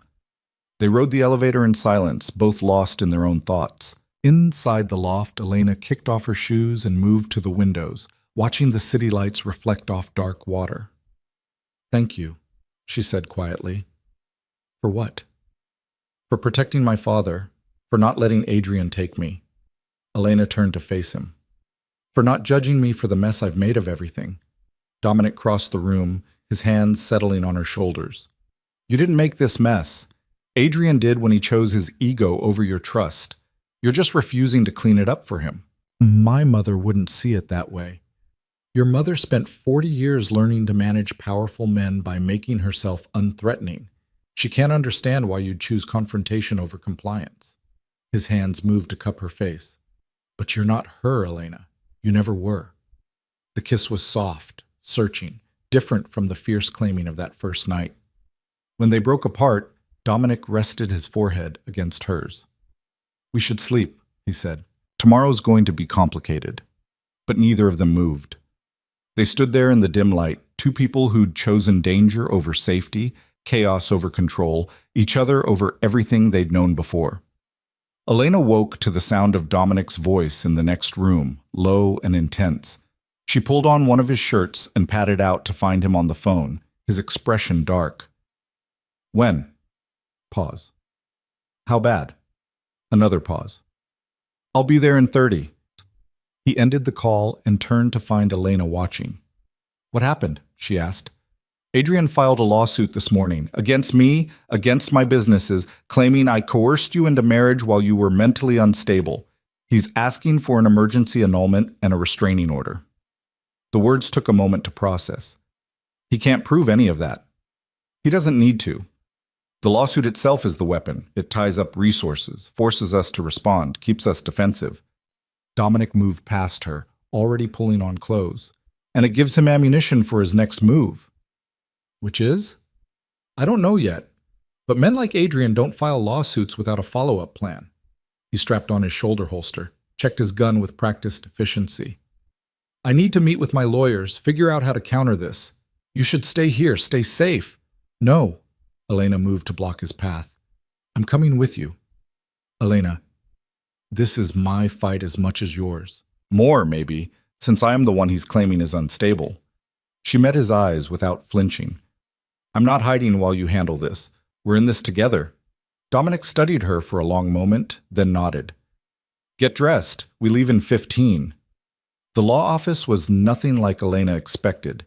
Instead of mahogany and leather, she found exposed brick and modern art, a converted warehouse that somehow looked both industrial and expensive. Dominic's lawyer, a sharp-eyed woman named Rebecca Chen, met them in a conference room lined with windows overlooking the river. This is a mess, Rebecca said without preamble, sliding papers across the table. Adrian's claiming duress, mental incapacity, undue influence. He's got a psychiatrist willing to testify that Elena showed signs of a breakdown at the engagement party. That's bullshit, Elena said. Probably, but it's well-constructed bullshit. Rebecca tapped the papers. He's also filed a complaint with the State Bar Association against me, claiming I facilitated an illegal marriage. And he's got the media running stories about Dominic's criminal connections, painting this as a vulnerable woman being taken advantage of by a dangerous man. So we're losing, Dominic said flatly. We're behind. That's different. Rebecca pulled up something on her laptop. But Adrian made a mistake. He's moving too fast, throwing too many attacks at once. That suggests desperation, not strength. And desperate people make errors. What kind of errors? Elena asked. The kind we can exploit. Rebecca's smile was sharp. Adrian's lawsuit claims you were mentally unstable on the night of the engagement party. But we have video footage from that event showing you calm, coherent, and very deliberately walking away. He's also claiming Dominic coerced you, but we have the marriage license signed by you, witnessed by a judge, with no signs of duress. That's not enough to dismiss the lawsuit, Dominic said. No, but it's enough to make Adrian look vindictive rather than concerned. Rebecca pulled up more documents. And if we can show a pattern of controlling behavior from Adrian, of him using his power to manipulate and intimidate you, we can flip the narrative entirely. Elena thought about the past 2 years, the dresses Adrian chose for her, the friends he'd encouraged her to distance herself from, the career opportunities he'd dismissed as distractions, the slow, careful erosion of her autonomy that she'd mistaken for partnership. I can provide that pattern, she said quietly. Both Dominic and Rebecca turned to look at her. Adrian controlled everything about our relationship, what I wore, who I saw, how I spent my time. He made it all seem reasonable. He was busy, under pressure, just trying to help me navigate his world. Elena's hands clenched into fists. But it wasn't help. It was control. And I have 2 years of texts and emails and documented instances of him making decisions for me without asking. Rebecca's expression sharpened with interest. Can you access those communications? They're on my old phone, in my old apartment, in Adrian's building, which he's probably already gone through, Dominic said, looking for anything he can use against us. Maybe, but the cloud backups still exist. Adrian doesn't know my passwords. He tried to get me to share them once, said it was for security. I refused. Elena pulled out her phone. Give me an hour, and I can download everything. Rebecca nodded. Do it. Document everything. Texts, emails, voicemails, Any instance where Adrian made unilateral decisions about your life, dictated your behavior, or responded badly when you pushed back. The next hour passed in tense focus. Elena logged into every account she'd ever shared with Adrian, downloading 2 years of digital evidence. The messages painted a clear picture. Adrian deciding which charity events she'd attend, which friends were appropriate, which topics were safe to discuss in public. His anger when she'd pushed back, the way he'd frame it as concern or guidance rather than control. "This is good," Rebecca said, scrolling through the documents Elena had compiled. "Really good. This shows a pattern of coercive control that completely undermines his claim that you were unstable. If anything, it shows you were finally breaking free of an unhealthy dynamic." "Can we use it to get the lawsuit dismissed?" Dominic asked. "Not immediately, but we can file a counter motion showing that Adrian's suit is frivolous and retaliatory. Make him defend his own behavior instead of attacking yours." Rebecca's smile was predatory. "And we leak selected messages to the press. Let them see what Senator Cole is really like behind closed doors."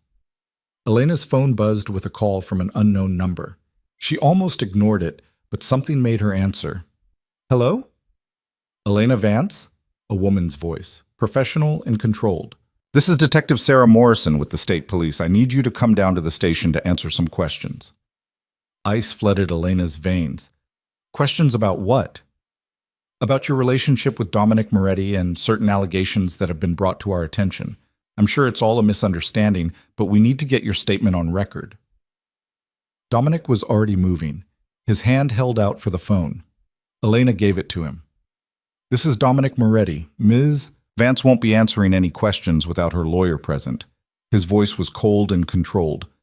"When did these allegations come in?" Whatever the detective said made Dominic's jaw tighten. "We'll be there within the hour, with counsel." He ended the call and looked at Rebecca. "Adrian filed a police report claiming Elena is being held against her will. That I've been preventing her from contacting her family and coerced her into marriage through threats." "That's insane," Elena said. "I just saw my father last night. I've been making my own choices. I know. But Adrian's forcing you to prove that publicly, on record, in front of law enforcement." Dominic's expression was grim. This is his follow-up play. The lawsuit was just set up for this. Rebecca was already packing up files. "This is actually good news." "How is this good news?" Elena demanded. "Because if Elena gives a clear, coherent statement to police explaining that she's acting of her own free will, it undermines every claim Adrian's made about her mental state and your alleged coercion." Rebecca stood. "Adrian's betting that you'll seem rattled or defensive. We need to make sure you don't." The police station was exactly what Elena expected. Fluorescent lights, gray walls, the smell of old coffee, and institutional cleaning products. Detective Morrison turned out to be a woman in her 40s with kind eyes and a wedding ring that looked like it had seen better days. "Thank you for coming in," Morrison said, gesturing to a small interview room. "I appreciate your cooperation." "My client is happy to clarify the situation," Rebecca said smoothly. "But let's be clear about what this is. A vindictive ex-fiancé using law enforcement to harass a woman who had the audacity to leave him." Morrison's expression remained neutral. "Why don't we let Miss Vance tell her story, and we'll go from there." They sat around a scarred table while Morrison set up a recording device.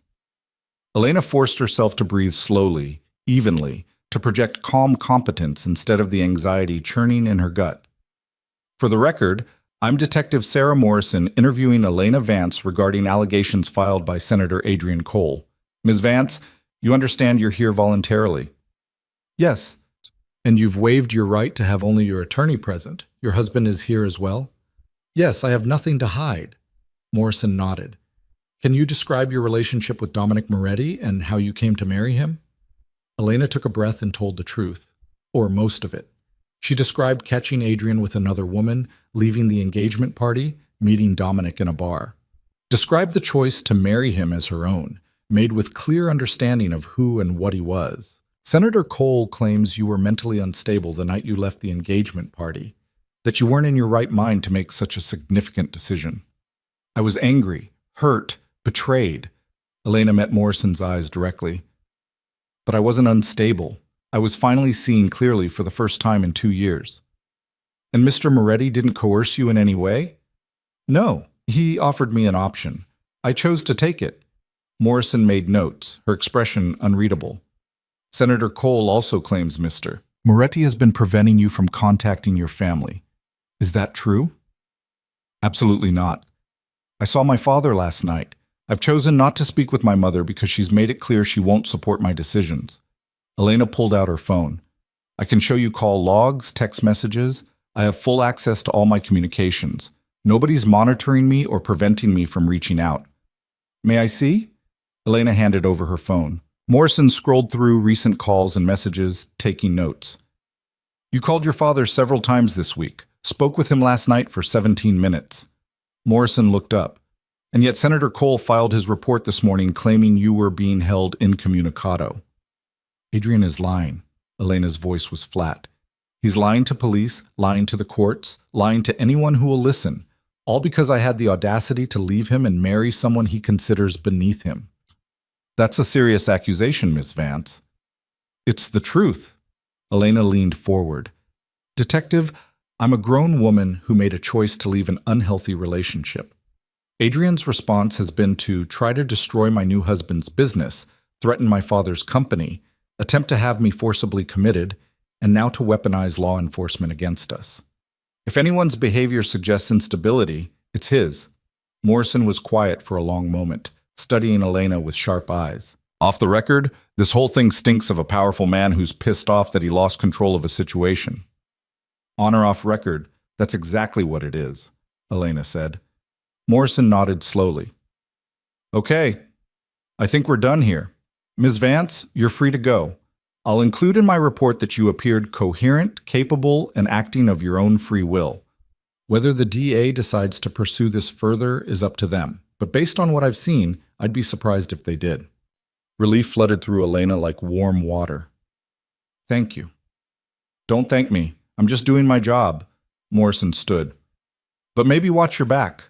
Senator Cole has a lot of friends in this city. He's not going to give up just because one interview didn't go his way. Outside, Elena breathed in cold air that tasted like freedom. Dominic's hand found hers, his grip warm and solid. You did good in there, he said quietly. I told the truth. That's not always enough, but you made it enough. He glanced at Rebecca. Will it hold? Morrison's report will help, but Adrian will keep pushing. Rebecca checked her phone. Speaking of which, his lawyer just filed another motion demanding access to your financial records, claiming they'll show evidence of your criminal enterprises and prove you're an unfit husband. Dominic's expression went cold. He's going after my businesses. Every single one. He's demanding full disclosure of your income sources, your business partners, your investment portfolio. Rebecca's tone was grim. This is scorched earth, Dominic. He's trying to expose everything you've built, drag it all into public record, which will destroy my legitimate businesses along with the questionable ones. Dominic's jaw tightened. Smart. Even if I win the case, I lose the empire. Can we fight it? Elena asked. We can try. But financial disclosure in a lawsuit like this is standard. We can delay, we can argue, but eventually a judge will probably order it. Rebecca looked between them. Unless you settle. No, Elena said immediately. Elena, no, that's what he wants. Me broken, apologizing, coming back with my tail between my legs. I won't do it. Dominic studied her face. This could cost me everything I've built. Then we'll build something else. Elena's hand tightened on his. Together. For a long moment, Dominic just looked at her. Then something shifted in his expression. Resolve, maybe, or acceptance. Okay, he said. We fight. Rebecca nodded. Then we need to move fast. Counter every motion, challenge every claim, and find something we can use to make Adrian back down before this gets even uglier. They were halfway to the car when Dominic's phone rang. He answered, his expression shifting from alert to something darker. When? Pause. How many? His hand tightened on the phone. Get everyone out. I'm on my way. He ended the call and turned to Elena, his face grim. What happened? She asked, though part of her already knew the answer would be bad. Fire. At my primary warehouse, the one where I keep inventory for my import business. Dominic was already moving toward the car. Someone torched it. My people barely got out in time. Elena's blood ran cold. Adrian? Who else? Dominic's voice was deadly quiet. He's done playing legal games. Now he's coming directly at my business, my people, everything I've built. This is a message. What's the message? Dominic's eyes met hers, dark and dangerous. That he's willing to burn everything down rather than let me have you. The warehouse was still burning when they arrived, flames clawing at the night sky like something alive and furious. Fire trucks surrounded the building, their hoses barely making a dent in the inferno.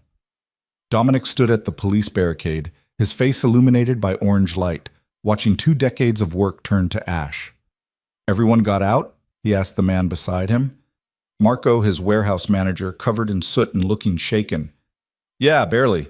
The fire started in 3 different places at once. We had maybe 2 minutes warning before the whole thing went up. Marco coughed, his voice rough from smoke. This wasn't an accident, boss. This was professional. I know. Dominic's voice was flat, controlled in a way that made Elena's skin prickle. This was the dangerous man everyone warned about, the one who'd built an empire in the city's shadows. Security footage? Wiped. Whoever did this knew exactly where the cameras were, exactly how to disable them. Marco glanced at Elena, then back to Dominic. This is about her, isn't it? The senator. Yeah. Dominic's hands clenched into fists. It's about her. Elena felt the weight of it settle on her shoulders, the knowledge that people's livelihoods had just gone up in flames because she'd chosen to leave Adrian Cole, because she'd dared to want something different. How much did we lose? Dominic asked. Everything in the building, inventory, equipment, records. We're talking millions, boss. And that's not counting the contracts we won't be able to fulfill now, the clients we'll lose because we can't deliver. Dominic was quiet for a long moment, watching the flames. Then he pulled out his phone and made a call. It's me. I need you to pull together everyone who owes me favors, and I mean everyone. We're calling them all in tonight. He paused, listening. I don't care what time it is. Adrian Cole just crossed a line, and I'm done playing defense. It's time we reminded the city why people are afraid of me. He ended the call and turned to Elena. I need to handle this. Marco will take you back to the loft. No! Elena grabbed his arm. I'm not leaving. Elena, this is going to get ugly, dangerous. Adrian just committed arson to get to me. There's no telling what he'll do next. Exactly, which is why I'm not leaving your side. She moved closer, her voice low and fierce. He did this because of me, because I chose you. I'm not hiding while you clean up my mess. This isn't your mess. Yes, it is. Adrian's war is with me, not you. You're just the weapon I used to hurt him. Elena's jaw tightened. So I'm staying. We end this together, or not at all. Dominic studied her face in the firelight, searching for doubt or fear. When he found neither, he nodded slowly.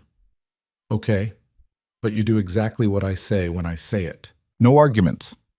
No arguments. They left Marco to coordinate with the fire department and drove to a building Elena had never seen before, a nondescript warehouse in the industrial district that looked abandoned from the outside. Inside, it was anything but. Men and women filled the space, some she recognized from Dominic's security team, others who looked like they'd stepped out of expensive boardrooms. All of them watching Dominic with a mixture of respect and wariness. Thank you for coming on short notice, Dominic said, his voice carrying across the warehouse. You all know why you're here. Adrian Cole has declared war. He's used his political connections to tie up my businesses, file frivolous lawsuits, and now he's moved to arson. He's trying to destroy everything I've built because I had the audacity to marry the woman he considered his property. Murmurs rippled through the crowd. Elena saw calculation in their faces, people weighing risks and benefits, deciding whether Dominic's war was worth joining. I'm calling in every favor owed to me, every debt, every obligation. Dominic's eyes swept the room. Adrian Cole has powerful friends, but so do I. And unlike his friends, mine don't abandon ship when things get difficult. A woman near the front, elegant, probably 60, wearing pearls that looked real, raised her hand. What exactly are you asking us to do? Expose him. Adrian's power comes from his image as the clean politician, the future president. But we all know that's bullshit. He's taken money from questionable sources, made deals that wouldn't survive daylight, destroyed people who got in his way. Dominic pulled out his phone, projected something onto the warehouse wall. Financial records, transaction histories, emails. My people have been digging for weeks. This is what we found so far. But the room went silent as people read. Elena recognized some of it. Adrian's campaign finance records showing donations from shell corporations, real estate deals where he'd profited from insider knowledge, emails discussing how to handle problems like inconvenient witnesses or journalists asking uncomfortable questions. This is explosive, someone said. If this goes public, it will end his career, Dominic finished. Probably land him in prison, but I need your help distributing it, making sure it reaches the right people. Journalists who can't be bought, prosecutors who actually care about corruption, voters who thought they knew who they were supporting. And what do we get in return? Another voice asked. A man in an expensive suit who looked like he spent his days in courtrooms. Adrian Cole gone, permanently. Dominic's smile was cold. Think about how much easier your lives become when he's not in power, not able to call in favors or threaten investigations. Think about the opportunities that open up when his seat becomes vacant and his political machine falls apart. The calculation on faces shifted. Elena watched people making the same decision she'd made weeks ago, choosing the dangerous option because the safe one came with too high a price. I'm in, the woman with pearls said. Adrian tried to kill a zoning variance I needed last year, said I hadn't donated enough to his campaign. I'd love to return the favor. Others started speaking up, adding their own grievances. Adrian had apparently made enemies of half the room at some point, using his power to reward friends and punish anyone who didn't fall in line. Then let's move, Dominic said. We have maybe 12 hours before Adrian realizes what's happening and tries to get ahead of it. I want this information in the hands of every major outlet by sunrise. The room erupted into organized chaos, people pulling out phones and laptops, dividing up tasks and targets. Elena stood beside Dominic, watching his empire mobilize like an army going to war. This is really happening, she said quietly. Yeah. Dominic's hand found hers, squeezed once. Last chance to walk away, Elena. Once this goes public, there's no taking it back. Adrian will know you helped destroy him. Good. I want him to know. They worked through the night. Elena helped coordinate the journalist contacts, using her knowledge of which outlets Adrian had tried to charm and which he'd alienated. She watched as evidence was packaged, fact-checked, distributed to sources who'd been waiting years for something solid to hang on Adrian Cole. By dawn, the first stories were breaking. Elena watched them load on her phone screen, headlines screaming about corruption, financial irregularities, abuse of power. Adrian's face staring out from news sites, his carefully maintained image cracking like old paint. It's working, Rebecca said, appearing with coffee that smelled like salvation. His office is in damage control mode. They're trying to spin it as political enemies manufacturing scandal, but there's too much evidence. Too many independent sources confirming the same information.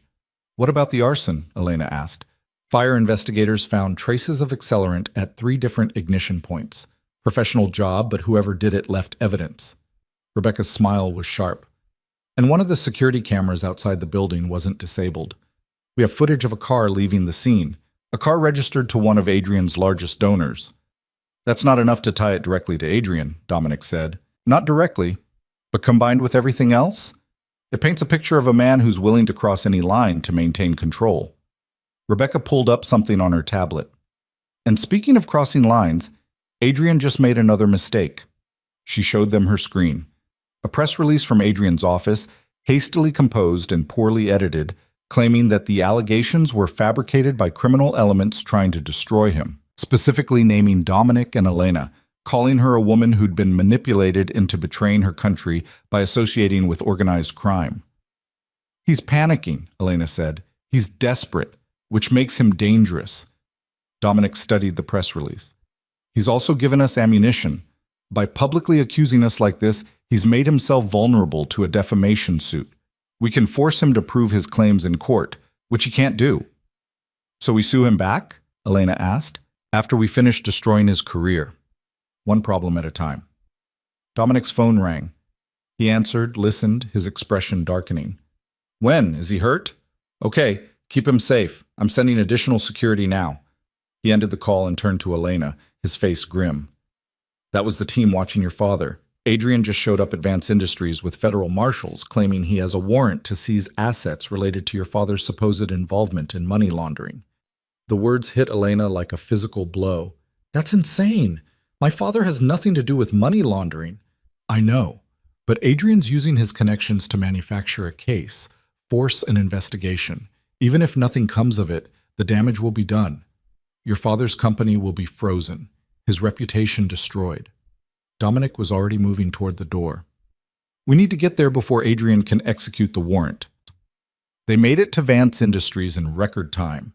Dominic's driver ignoring traffic laws while Elena's mind raced through scenarios, each worse than the last.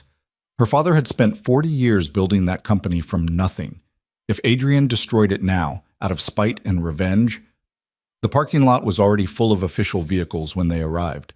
Elena could see her father through the glass doors, standing in the lobby with federal agents, his face pale but composed. Stay behind me, Dominic said, but Elena was already moving. She pushed through the doors to find Adrian standing beside a federal marshal, holding papers that looked official and devastating. He smiled when he saw her. Elena, how nice of you to join us for your father's arrest. You son of a bitch, the words came out cold and flat. He has nothing to do with this, doesn't he? Funny thing, when we started looking into your husband's business dealings, we found some interesting connections to Vance Industries. Payments that don't quite add up. Transactions that suggest your father's been helping Dominic launder money through his manufacturing business. That's a lie.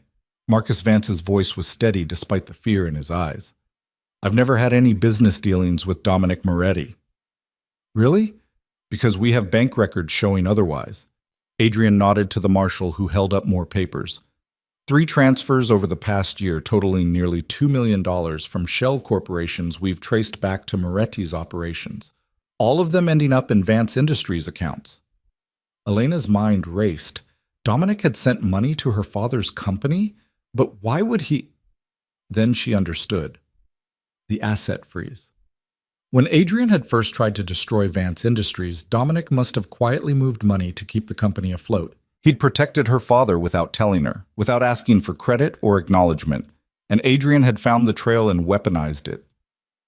Those transfers were legitimate business loans, Dominic said, his voice calm. Fully documented, properly reported. There's nothing illegal about them. That's for a grand jury to decide. Adrian's smile widened. Marshal, you have your warrant. Execute it. Wait! Elena stepped forward, her mind working frantically. You don't want to do this, Adrian. Don't I? Because from where I'm standing, I'm finally holding all the cards. No, you're not. Elena pulled out her phone, loaded something she'd been saving for exactly this moment.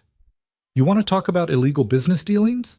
Let's talk about the real estate development deal you brokered 3 years ago. The one where you used insider information from a closed-door city council meeting to buy up property before the highway expansion was announced. Adrian's smile faltered.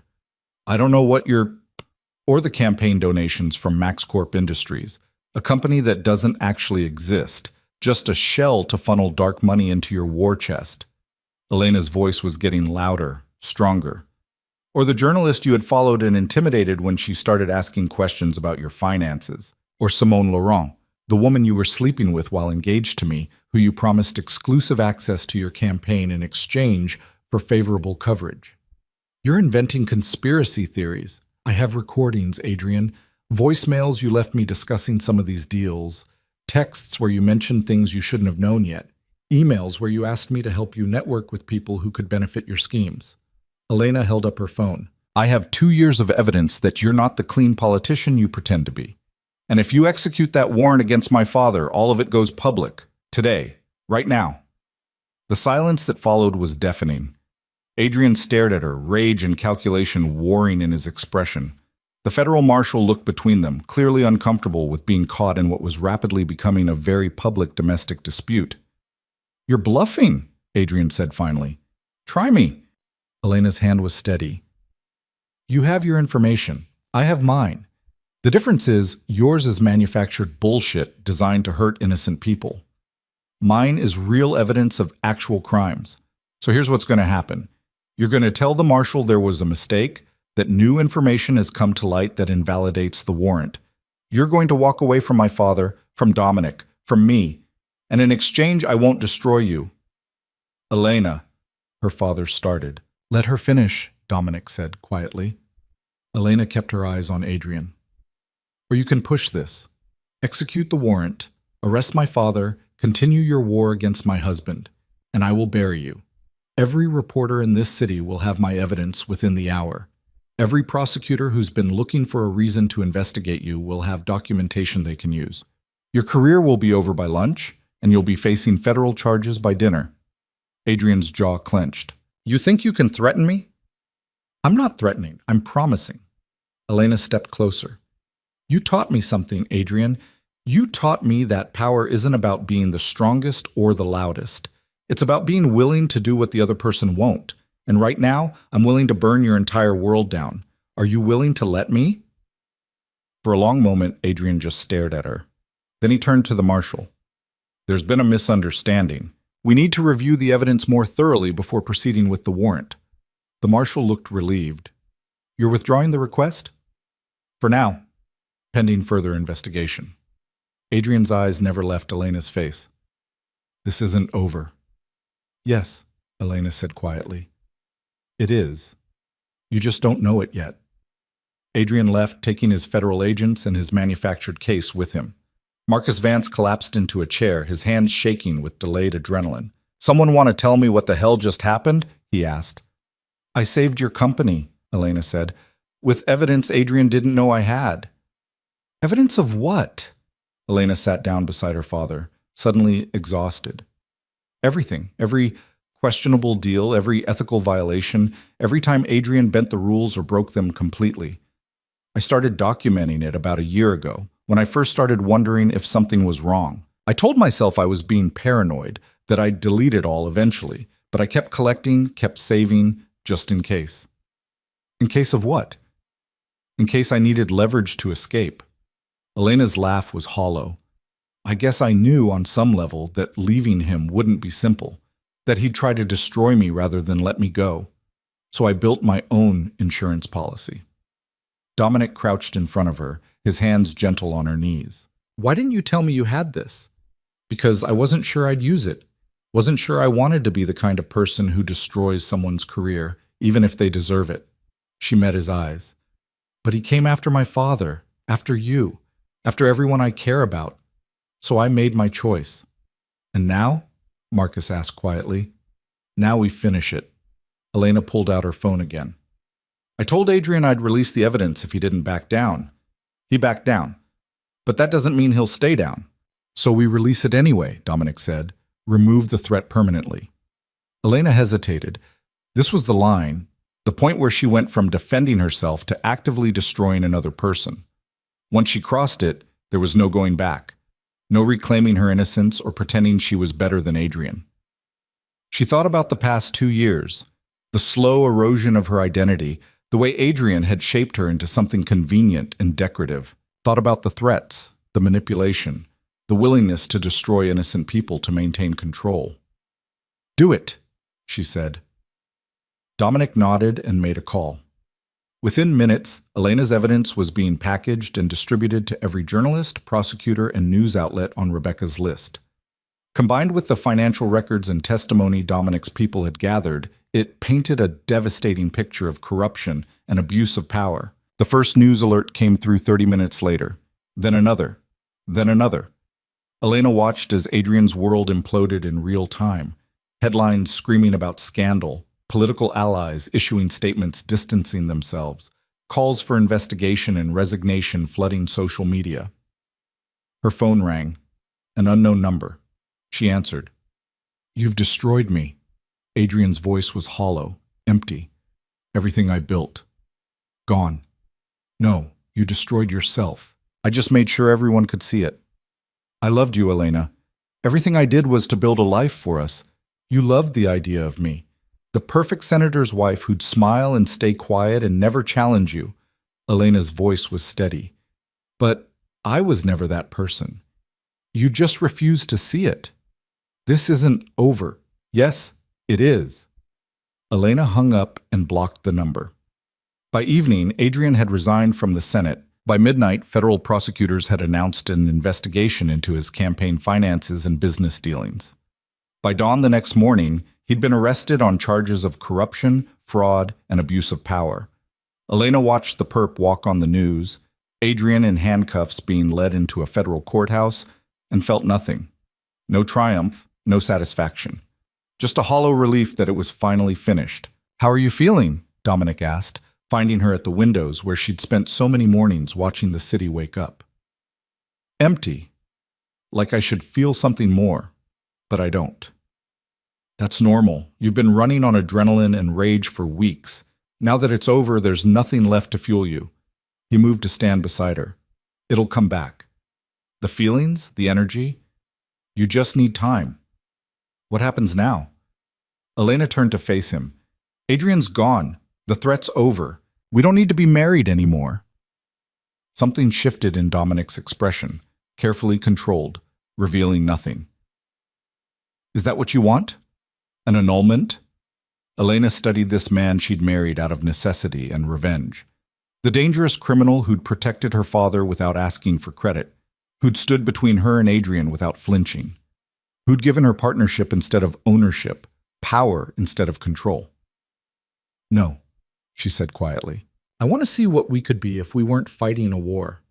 If we chose each other because we wanted to, not because we had to." Dominic's smile was slow and genuine, reaching his eyes for maybe the first time since she'd met him. "I'd like that too. But I need time to figure out who I am without Adrian, without the anger, to be sure I'm choosing you instead of just choosing not to be alone. Take all the time you need." He pulled her close, his arms solid and warm. "I'm not going anywhere." 3 months later, Elena stood in the ruins of Dominic's burned warehouse, now cleared of debris and prepped for reconstruction. The insurance had come through, and Dominic's business was rebuilding, slowly, carefully, more legitimate than it had been before.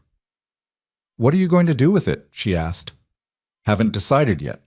Might go fully legal, use it for actual shipping and distribution. Might sell it and invest in something new." Dominic looked at her. "What do you think?" The question surprised her. "You're asking my opinion. You're my wife, my partner. Of course I'm asking your opinion." Elena walked through the space, imagining possibilities. "I think you should do something good with it, something that helps people instead of just making money." "Like what?" "A community center, maybe. Job training, education programs, resources for people trying to build legitimate businesses in neighborhoods that usually don't get that kind of support."